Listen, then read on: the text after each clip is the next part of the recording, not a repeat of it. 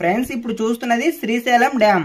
ఈ గేట్ లో ఓపెన్ చేస్తే నాగార్జున సాగర్, నాగార్జున సాగర్ లో ఓపెన్ చేస్తే విజయవాడ, విజయవాడలో ఓపెన్ చేస్తే కృష్ణా డిస్టిక్ లో ఉన్న హంసల దీవులో బంగాళాఖాతం సముద్రంలోకి అయితే కలిసిపోతాయి. ఈ డ్యామ్ ఒరిజినల్ నేమ్ మీలో ఎవరికైనా తెలుసా? అందరికి తెలిసింది శ్రీశైలం డ్యామ్, శ్రీశైలం ప్రాజెక్ట్, ఈ రెండు పేర్లు మాత్రమే. కానీ దీని ఒరిజినల్ నేమ్ వచ్చేసి నీలం సంజీవారెడ్డి సాగర్.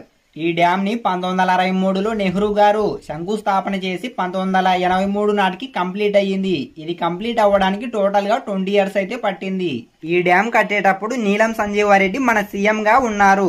ఆయన ఈ డ్యామ్ కట్టడానికి ఎంతో కృషి చేసి నిర్మించారు. అందుకే అతను చనిపోయాక ఈ డ్యామ్ కు అతని పేరైతే పెట్టారు. ఒక సైడు ఆంధ్రప్రదేశ్, మరో సైడు తెలంగాణ, రెండు కొండల మధ్యలో శ్రీశైలం డ్యామ్ చూడటానికైతే చాలా ఎక్సలెంట్ గా ఉంటుంది. ఓకే ఫ్రెండ్స్, ఇంతవరకు ఈ వీడియోకి లైక్ చేయకపోతే లైక్ చేయండి. ఇలాంటి మరిన్ని వీడియోస్ కోసం మా ఛానల్ అయితే సబ్స్క్రైబ్ చేయండి. నెక్స్ట్ వీడియోలో మళ్ళీ కలుసుకుందాం.